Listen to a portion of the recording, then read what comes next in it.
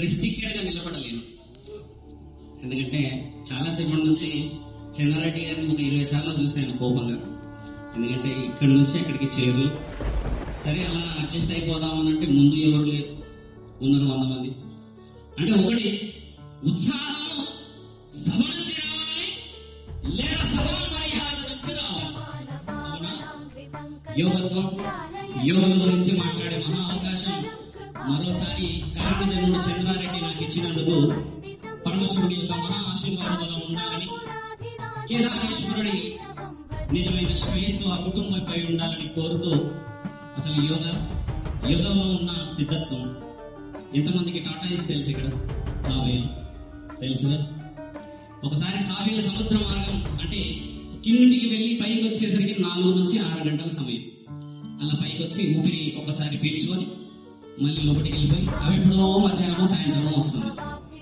ఇది గమనించిన మహారుషులు ఈ యొక్క జీవరాశి ఏమిటి, అలా సముద్ర గర్భానికి వెళ్ళి మళ్ళీ చాలా సమయానికి వస్తుంది ఏమిటి అని దాన్ని బయటికి తీసుకొని ప్రకటించుకొని వాళ్ళందరూ కలిసి అసలు ఏం జరుగుతుంది, దీని శరీరంలో మానవుల చేరుకులు అసలు ఏమిటి ఈ ప్రక్రియ అని గమనించి చూస్తే అది పైకి వచ్చినప్పుడు 3 సెకండ్లు 3 క్షణాలని ఊపిరి పీల్చుకొని 6 గంటలు శరీరాన్ని అవరోధన చేస్తుందంట నీళ్ళలో.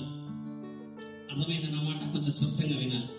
ఒకసారి కావేలు పైకి వచ్చి ప్రకృతిని చూసి 3 సెకండ్లు ఊపిరి పీల్చుకొని మళ్ళీ 6 గంటలు నీళ్ళలో వెళ్ళిపోతుంది.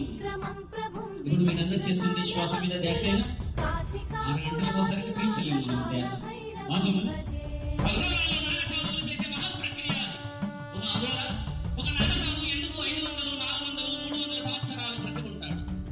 ఎందుకంటే వారు పరిపూర్ణమైన శ్వాసని శరీర అవయవాలకు అందించడంలో దిట్టమైన వాళ్ళు. అవునా కాదు?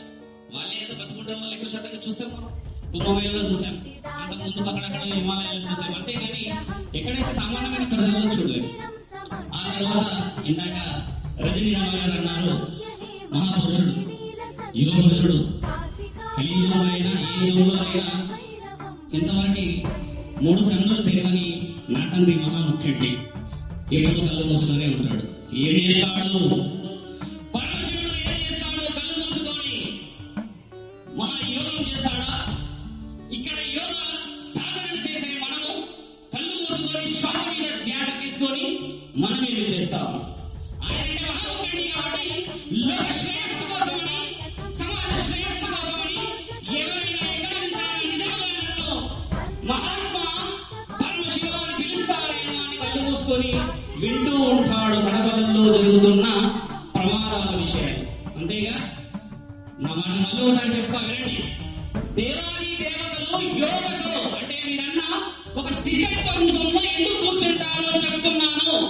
ఏ దేవుడైనా ఫుట్బాల్ కానీ, షటిల్ కానీ, వాలీబాల్ కానీ, ఇంకేదైనా క్రీడల్లో అంటే ఏదైనా ఆడడం చూసామా? ఏ దేవుడిని చూసినా కళ్ళు మూసుకొని ఒక ఆసనంలో ఉంటారు. వివిధ రకాల ఆసనాలు కనబడతారు. అలా ఒకటి మానస సరోవరం దాటిన తర్వాత, యజ్ఞ మహాయజ్ఞాన్ని దాటిన తర్వాత కైలాస పర్వతంపై కూర్చొని ఉంటాడు మంచు మండలం. అలా పాల సముద్రంలో తల్లి మహాలక్ష్మితో పాటు మహావిష్ణువు కూర్చుంటాడు. బ్రహ్మకమలం 5 తలలను వేసుకున్న బ్రహ్మ కూడా యోగ నిద్రలో కూర్చొని ఏర్పడతాడు, లేదా రాతలు రాస్తూ ఉంటాడు. ఒక్కసారి నా ప్రశ్న లోతుగా చూడండి. దేవుళ్ళు ఏం చేస్తారు? కళ్ళు మూసుకొని అడుగుతున్నాను నేను. అర్థమైందా? చాలా తక్కువ శాతంగా వచ్చారు మనుషులు. ఒక విధంగా సాధువులకి అవమానం. మీకు తెలుసా? ఒక సభ 1000 మంది, 1500 మంది, 2000 మంది వస్తే అమూల్యమైన విషయాలే కానీ, అనుభవాలే కానీ కొంతమందికి చేరుతుంది. ఒకవేళ కొంతమంది వస్తే ఆ కొంతమందిలో పిలిచారు కదా అని మొహమాటానికి వస్తే, ఇక సభ యోగా టీచర్స్ అని లేదా ఇంకేదో అని వస్తే అప్పుడు ఏమైతుందంటే విలువైన విషయాలకి విలువ లేదు అని అర్థం. ఇప్పుడు మీరందరూ కారణ జన్మలే. ఎందుకంటే 1000 మాటల్లో ఒక పదం మనకి నచ్చిన చాలు. అంటే ఇందాక మదన్ గుప్తా గారు మాట్లాడినప్పుడు మీరు గమనించారు, చరిత్ర గురించి చెప్పారు.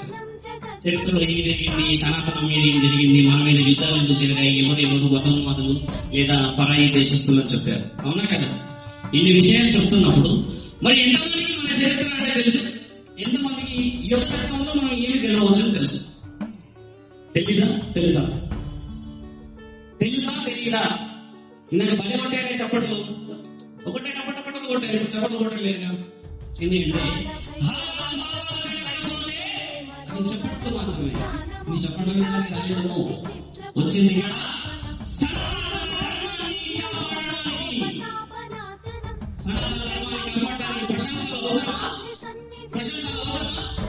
ప్రశంసలు అవసరం లేదు. ప్రశంసలు ఏంటంటే మాకు కూడా గద్దర్చడం లేదు. ఇప్పుడు అందమైన కాషాయాన్ని ధరించామంటే అన్ని చూసిన తర్వాత లేదా అన్ని తెలిసిన తర్వాత లేదా అనుభవాన్ని జ్ఞాన సంపదలో పెట్టుకున్న తర్వాతే ఒంటి మీదకి కాషాయం వస్తుంది. మీకు తెలుసా అమ్మా? ఒక కడప ముందుకు వెళ్ళి ఎంతమంది భిక్షాటన చేశారు? ఇక్కడ ఎవరైనా వెళ్ళారా? ఇలా చేసి చాచి అమ్మా భవతి భిక్షానికి అయిన వాళ్ళు ఉన్నారా? ఎవరైనా ఇక్కడ కూర్చున్న ప్రతి సాగు అది ఒక గౌరవంగా చేస్తాడు. ఎందుకు? ఎందుకంటే చావకపోతే గౌరవం ఎలా వస్తుంది? నీ దేహం మీద ఆశ ఉంటే మరి ఎలా గౌరవం వస్తుంది? ఈరోజు పిలిచిన ఈ సభ నిజంగా మీరంతా కారణ జన్మలే. ఎవరెవరు వచ్చినా ఎవరైతే ఈ ఫలానా విషయాన్ని చెప్పి చెప్తారుగా, చెప్పిన తర్వాత వాళ్ళ కొద్దిలో లేదంటే ఏదో ఒక విషయాన్ని తెలుస్తుంది కదా ఎవరెవరు ఏం మాట్లాడాలని. కాబట్టి వచ్చిన వాళ్ళందరూ సభని 1000 మందికి చెప్పే విధంగా వెళ్తారని, ఇక్కడ 100 మంది ఇంటూ 1000 మంది అంటే మన సమాచారం 1,00,000 మందికి చేరుతామని ఆశిస్తున్నాను. చేరుతుంది కదా? చేరాలా? ఇన్స్టాగ్రామ్, ఫేస్బుక్, ఇంకేదో యూట్యూబ్, ఇంకేదో ఉన్నాయి, వాటి ద్వారా చేరుతుందని ఇప్పుడు 1,00,000 మందికి మాట్లాడుతున్నాం. మనం శ్వాస మీద ధ్యాస పెట్టుకునే సమయంలో మనం చెప్పేది ఒకటే, నా ఆరోగ్యాన్ని కాపాడుకోవాలి. ఇది ఆరోగ్యం కాపాడుకోవడానికి మాత్రమే గత 10-15 సంవత్సరాల నుంచి రిహాబిలిటేషన్ అని మార్చారు. వాస్తవమైన అది కాదు కదా ఇదైతే. మరి మీరు అంతేం చేస్తున్నారు? యోగా టీచర్ మిమ్మల్ని వ్యాపారం చేసేస్తుంటే శాసనాల మీద రాసింది, పురాణాలలో రాసింది, మనం ఏం చెయ్యాలో శాసనాల గొప్పతనం గురించి రాసింది. దాన్ని అంత అవలీలగా లక్షల రిహాబిలిటేషన్ అని యోగా అని నిద్ర వచ్చి కాళ్ళ మీద అదేదో ఆయుధం రాసేసి లక్షలు ఇస్తూ ఉంటే దాని పేరు యోగా అని మిమ్మల్ని అందరినీ అమర్యాద చేస్తున్నట్టు అనిపిస్తుందా లేదా? 10 మంది ఉండడం చేత ఒకవేళ ఎవరైనా చేతులు ఎత్తేస్తే పసి కట్టేస్తారనుకుంటున్నారు. అలా ఉంటుందా? 10 మంది వచ్చినా మనం చాలా మందికి మైండ్ అంటే వాళ్ళ యొక్క శరీర అవయవాల గురించి చెప్పగలుగుతాం. కాబట్టి మీరంతా, నేను 2 ప్రశ్నలు ఇంకా ముగించలేదు. ఒక ప్రశ్న పరమశివుడి గురించి చెప్పారు, రెండో ప్రశ్న మీరేం చేస్తారో కళ్ళు మూసుకొని చెప్పారు. మీరు చెప్పాలి సమాధానం. కళ్ళు మూసుకొని మేము మా ఈఎంఐ గురించి ఆలోచిస్తాం గురువు గారు, లేదనంటే ఇంటి గురించి ఆలోచిస్తాం గురువు గారు, అదర్వైజ్ బంగ్లాదేశ్ లో ఎంతమంది ఊచకోత వస్తున్నారో ఆలోచిస్తాం గురువు గారు అనుకుంటుండవచ్చు కదా. మనందరం ఒకసారి మన ఆత్మని పరమాత్ముడి దగ్గరికి చేర్చాలి అంటే నీవు ఎన్నో సంవత్సరాలు చేసిన తర్వాతనే నీ కలయిక అక్కడ దాకా వెళ్తుంది. నిన్ను చూడడానికి అక్కడ దేవాది దేవుడు, ఆ దేవుడు సర్వస్వామి భూమండలం మీద ఏం జరుగుతుందో చూడడానికి వాళ్ళు మహా యోగ నిద్రలో ఉంటారు. ఇది అర్థమైందా? యోగ నిద్రకి యోగా ప్రక్రియకి చాలా వ్యత్యాసం ఉందని అనుకుంటాను. దేవాది దేవతలు యోగ నిద్రలో ఉండి వారి యొక్క ఆత్మ పర్యవేక్షణ భూమండలం మీద జరుగుతుంది. కాబట్టి ఒక దగ్గర నుంచి దేవుళ్ళు లేవరు ఎప్పుడు కూడా. మనం లేస్తూ ఉంటాం గంటకోసారి అని, 2 hours ఒకసారి, 3 hours ఒకసారి యోగాలో. వాస్తవమే కదా? ఇప్పుడు యోగా గొప్పతనం గురించి మాట్లాడుకునేటప్పుడు ఎందుకు మన శరీర అవయవాల మీదనే పని చేయాలి? శ్వాసకోశం మనకి ఏం పని? శ్వాసకోశం ఏం పని? నీళ్ళు లేదా ఆహారం ఉంది లేదా ఇంకేదైనా పండ్లు పదార్థాలు తింటూ ఉంటాం. ఇప్పుడు ఇంత గట్టి సభలో కూడా ఒక మాట, నేను హట్టు చేస్తా. హట్టు అంటే తెలుసు, ఎవరైనా బాధ పెడతా. ఇంకా ఉత్కంఠమైన గంట వచ్చినప్పుడు కూడా ఎవరైనా నిద్రపోతే మీరు ఏం చేస్తారు? ఒక గంట బాగా ధర్మం గురించా లేకపోతే మన మీద ఇంకేదో ఎవరైనా నిద్రపోతే మీరు ఏం చేస్తారు? ఇమ్మీడియట్ యాక్షన్ చెప్పండి. What immediate action if someone sleeps when I am talking? నేను మాట్లాడేటప్పుడు ఎవరైనా నిద్రపోతే ఏం చేస్తారు? విశేషంగా కాబట్టి నిద్రపోయి ఆయనని చూపించి అందరికి చప్పట్లు కొడదామా? కొడదామా? కొడదామా? రావాలని భర్తలుదేమో ఒకసారి వెళ్ళి కొట్టాడు, ఆయన కొడుతున్నాడు చప్పట్లు. ఆయన మనసు తెలుసు. కాబట్టి దయచేసి నిద్రపోయే సభ, నిద్ర లేదే సభ, ధర్మసభ, సనాతన యొక్క మహాసభ. అర్థమైందా? చిన్న సభ కాదు, 1,00,000 మందితో పోల్చి ఇప్పుడు నేను 1,00,000 మందిలో మాట్లాడుతున్నాను. ఊళ్ళో కూర్చున్నాను. నిజంగా నా ఊళ్ళో పెట్టేస్తున్నారేమో. పెడతాను ఊళ్ళో పెట్టకండి మిత్రులారా. ఒక సాధువు వచ్చి ఇక్కడ మాట్లాడుతున్నాను అంటే ఒకసారి చంద్రారెడ్డిని చూడండి. శుభప్రసాద్ బాంబు పేల్చేటట్టున్నాడు. ఇవి పెడతాము ఇక్కడ రెడీ చేసి అక్కడ పెట్టు. ఇక్కడ మిత్రమా, ఇక్కడ స్వార్థం ఒక్కడు పోరాడుతున్నాడు కదా. యూట్యూబ్ నుంచి కానీ లైక్ కొడితే కామెంట్ కొడితే సరిపోతుంది. దేశంలో రాకూడదు, ఎందుకంటే నోటీస్ ఇద్దాం. నోటీస్ అయితే ఏమన్నా అయిపోతుంది, మిమ్మల్ని ఏమైనా అంటారేమో, లేకపోతే ఇంకెవరు వచ్చారని అడుగుతారేమో అని భయం కదా. మరి ఎక్కడి నుంచి వచ్చేవాడికి ఆ భయం లేకపోతే తుట్టి దేశం మీద నీకు ఎంత భయం ఎందుకు? నిజంగా ఉండే సమాజం వాడు పోతే చాలండి. మొదటి వాడు పోనివాడు. ఒకవేళ మనం కొట్టారనుకో మనందరం పార్టీ, కొట్టలేదు అనుకోండి మనందరం అవసరం. ఇదే కదా ప్రక్రియ. సమాజంగా జరుగుతుందా లేదా? ఇప్పుడు నేనేమన్నా అతిగా మాట్లాడుతున్నా. మనం చేయాల్సింది ఏంటంటే ప్రక్రియ మాత్రం మొదగా హైదరాబాద్లో ఎప్పుడు వర్తిల్లుతుంది, ఎప్పుడు ధర్మస్థాపన జరుగుతుంది అంటే ఇది నా భారతదేశం అనుకున్నప్పుడు. నీవు అనుకోకపోతే ఎలా మరి ఎలా మారుతుంది? ఎలా మారుతుంది చెప్పండి? నువ్వు అనుకోవడమే లేదు, నీ ధ్యాసలోనే లేదు, కానీ శ్వాస మీద ధ్యాస గురించి మాట్లాడడానికి వచ్చాను. యోగా అర్థమైన మాట. ఇప్పుడు కొంచెం లోతుగా వెళ్తున్నాను. లోతుగా ఎందుకు వెళ్తున్నానంటే హృదయ స్పందన లేని సభలు విజయాన్ని ఇవ్వవు. అవునా? అది నిజమే కదా. మరి హృదయాన్ని కదిలించే మీరందరూ యోగత్వాన్ని, సిద్ధత్వాన్ని, సాత్వికత్వాన్ని, మహాయోగత్వాన్ని, సత్పురుషుల యొక్క మనస్తత్వాన్ని, ఆ మానసికవేత్తలు రాసించిన గ్రంథాల పురాణాలని ఎలా పఠిస్తారు? ఆ మాట అర్థమైందా? దీన్ని వివరించవలేనా?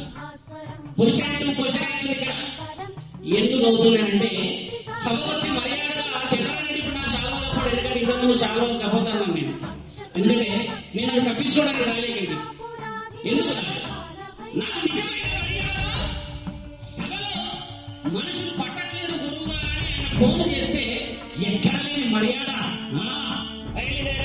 నేను వస్తున్నాను అని నేను రావాలి నా బండిలో.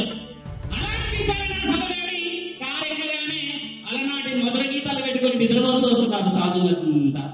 అలా చేయొచ్చు నా సభ అంటే చేయకూడదు కదా. లక్షల మంది వచ్చిన సభ కావాలని ఆలోచన. అలా లక్షల మంది వచ్చిన సభలో నేను చివర కూర్చొని ఆ లక్షల మందిని చూసిన ఒక సాధు నేను మనసున్నాయి ఎవరు అర్హులని నిజమైన మెరుగులు కనబడతాయి.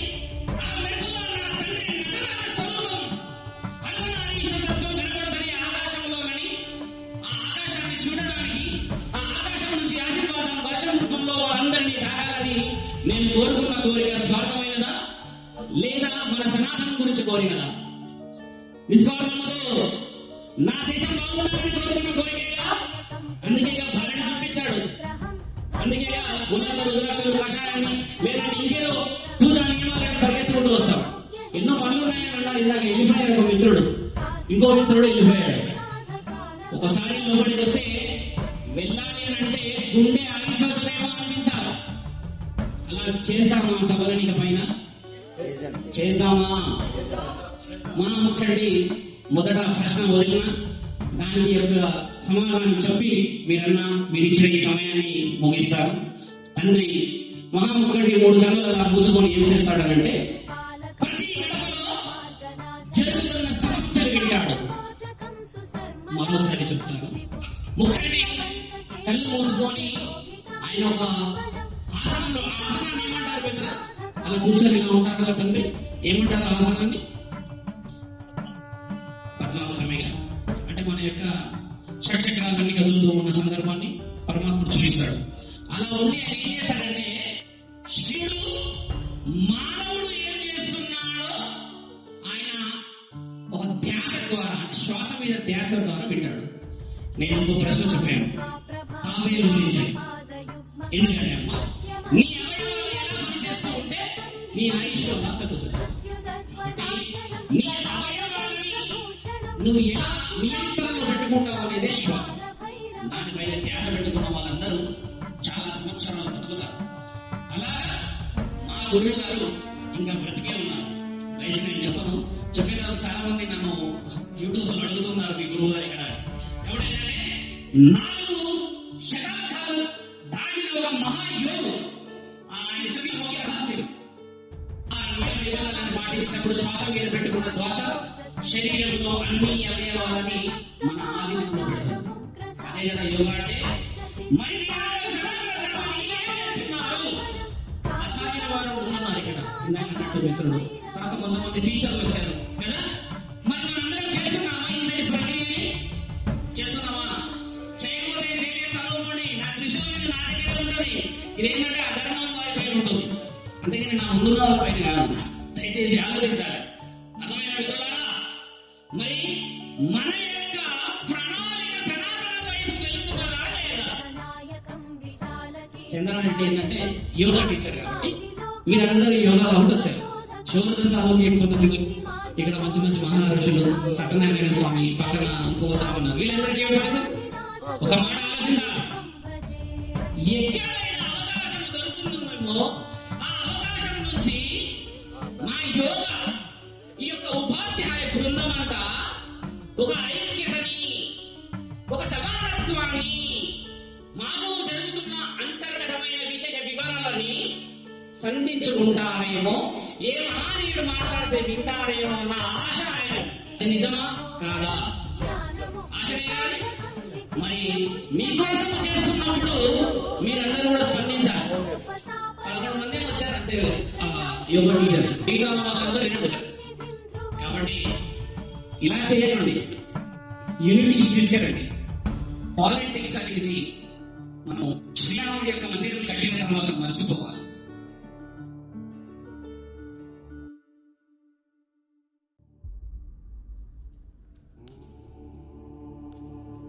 వాళ్ళు ఎన్ని రోజులు వెళ్ళారు? 100 రోజుల పైన వెళ్ళారని అంటారు. 100 రోజుల తర్వాత వచ్చారంట. నిజమే, శ్రీరాముడు పుట్టినది అయోధ్యలోనే, శ్రీరాముడు నడియాడినది భారతదేశంలోనే, శ్రీరాముడికి ఇచ్చిన మహాజ్ఞాన సంపద మన భారతదేశ చరిత్ర. ఇది రుజువు చేయబడ్డది అని చెప్పి సుప్రీంకోర్టు రుజువు చేస్తే అప్పుడు ప్రకటించబడ్డది బాబీ బదిలీ పైన రామ మందిరాన్ని కట్టండి అని. రుజువు ఇంతటి రుజువులలో మనము మారకపోతే ఎలా? మన 18 పురాణాలను మనము చదువుకోకపోయినా కనీసం జ్ఞాన సంపదని చెప్పే గురువు యొక్క మాటలను విన్నామా? వినడం వల్ల ఎవరు మారతారు? గురువు మారతాడా? సమాజం శ్రేయస్సు, సౌభాగ్యతత్వం, పిల్లల భవిష్యత్తు. జై శ్రీరామ్ అంటే సరిపోదు. మన మాట, మన నడవడిక, మన యొక్క రీతి పైన చూడగానే చెప్పాలా వీళ్ళు భారతీయులంట అని. మీకు తెలుసా? వేరే వాడెవడు రైతుగా ఉన్నాండి, రేపు ఇల్లు మళ్ళీ సంఘంలోకి వస్తాను. ఏనుగుని మనవాడిని చేశాడంట వాడు మహానుభావుడు. ఏనుగుని కూర్చోబెట్టి మతమార్పిడి చేశాడంట. మనం మనుషులు చేయలేకపోతున్నాం. మన మనసుని కదిలించలేకపోతున్నాము. 1000 కిలోలున్న ఏనుగుని ఆయన మార్చుకుంటున్నాడు మతం మార్పిడితో. నిజమా? మరి మారుస్తున్న వాళ్ళు మన మనసును మనం ఒకటి కాలేమా? అవుతా.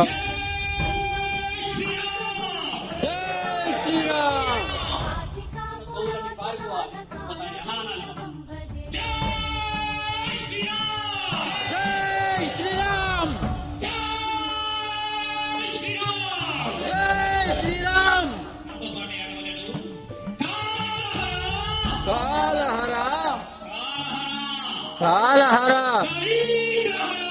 దరిద్రహర దుఃఖహర దుఃఖహర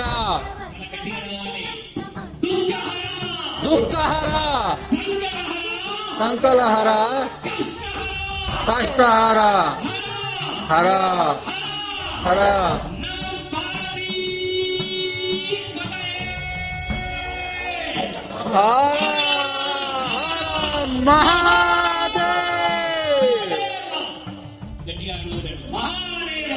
మహాదేవ శంభో శంకర.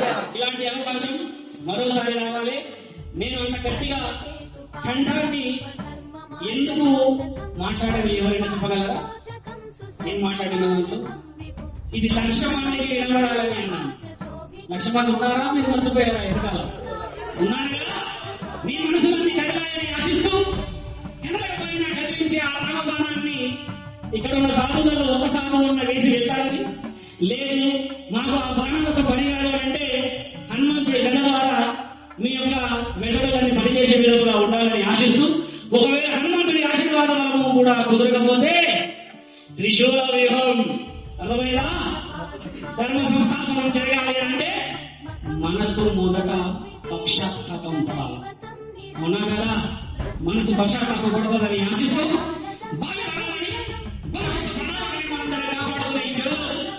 యోగా టీచర్స్ అంటే మనసు శక్తితో మేము ఎక్కడ ఉన్నామో ఆశీర్వాద బలాన్ని అందిస్తూ నా తండ్రి పరమశివుడిపై ఆజ్ఞ ఆమెతో ఇలాంటి సభలు విజయవంతం చేయాల్సిందిగా చంద్రారెడ్డిని నేను అనుభవం కనిపెడతానని మాటిస్తూ ఉన్నాను.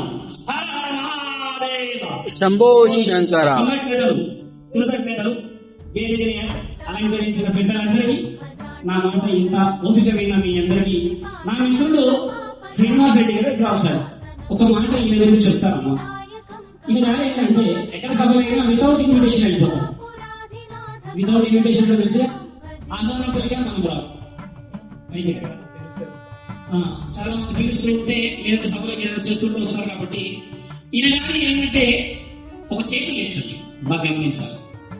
ఏం చేస్తారంటే ఏదైనా సభలోకి రండి స్వామి మమ్మల్ని పిలవండి స్వామి అని అంటారు. నేను అడిగాను ఆ మధ్య 1.5 years బ్యాక్ ఎందుకు ఏంటి అని. ఎక్కడ పోయినా హిందుత్వంలో గౌరవం ఉన్నది అని అంటే అది కేవలం దేవాలయమే గురువు గౌరవం ఉన్నది. అంటే ఆయన చేతి పుట్టుక నుంచి రాలేదు. అంటే ఒక జీవితాన్ని చూసినాక మనసు చాలా ఆవేదన చెందుతుంది. ఆయన గారి యొక్క నెంబర్ నా మొబైల్లో ఏమంటుందంటే కారణ జన్మడం ఉంటుంది. ఆయన కూడా తెలియదు ఎందుకు ఉంటుందంటే ఆ చేతి పోయిన తర్వాత వాళ్ళ నాన్నని తీసుకుని ఆయన క్షేత్రానికి వచ్చాడు. వచ్చి అన్నాడు ఏదైనా అవకాశం ఇవ్వండి గురువు గారు, నేను గుడిలోనే సేవ చేసుకుంటాను అంటే మొదట కొన్ని ప్రణాళికలు కేదార్ నక్షత్రం కొట్టబోతున్నాను నేను భాగ్యనగరంలో. నేను ఖచ్చితంగా నా వెనకాల పెట్టుకోండి లేదా ధర్మ కార్యక్రమాలకి మిమ్మల్ని ఉపయోగించుకుంటాను అన్నప్పుడు ఈయన చేసేది ఒకటే. మొదటి 7:30 8 వచ్చాడు ఇక్కడికి. వచ్చి ఫోన్ చేసి అప్డేట్ ఇస్తాం. ఈయన అవసరమే లేదు. అలా ఎన్ని సభలు వెళ్తాడంటే ఈయన అప్పుడెక్కడో జయరాబాద్ వేసిందంటే ఇక డైరెక్ట్ ఇక్కడ జయరాబాద్కే పోతాడు. అంటే మరి ఇలాంటి వ్యక్తిని ధర్మసభకి ఆ పరమాత్ముడి యొక్క ఆశీర్వాదంలో ఉన్న వ్యక్తిని కారణ జన్మలు అని నేను అనడంలో తప్పలేదు. కాబట్టి ప్రసారకర్త ఈయన గారు. ఇకపైన ప్రసారంలో ఈయన గారి గురించి ఎందుకు చెప్తున్నానంటే మనలో ఇంకా ఎన్నో ఐక్యతలు రావాలన్న ఉద్దేశం మాత్రమే. వీళ్ళ కూర్చోండి. ఈయన గారు ముందు ముందు మనకు ఉపయోగపడాలన్న ఆలోచన అంతమించి ఏమీ లేదు. సరేనా? కృతజ్ఞతలు. శుభాన్వయామి శుభాన్వయామి శుభాన్వయామి. శివం శివభక్తులం మేము శివభక్తులం శివభక్తులం. అర్థమైనా? ఎందుకు నిజాలు చెప్పినా తెలుసా? నీలకంఠుడి యొక్క ఖండంలో ఏముంటాము? ఏ రోజైనా చిమ్మాడా? ఎర్రలో ఉంది అంటే విషయం నీలం. కానీ ఏ రోజు చిమ్మలేడు. దేవుడు కాబట్టి అందరినీ చిమ్మేయచ్చు. నా పిల్లలే దేవుడు కూడా నియమాలు పాటిస్తున్నారు. కాబట్టి మనం కూడా ధర్మ సంస్థాపన గురించి పోరాడదాం. మీరందరూ నాతో ఏకీభవిస్తారని నా మాటలని ముగిస్తూ ఉన్నాను.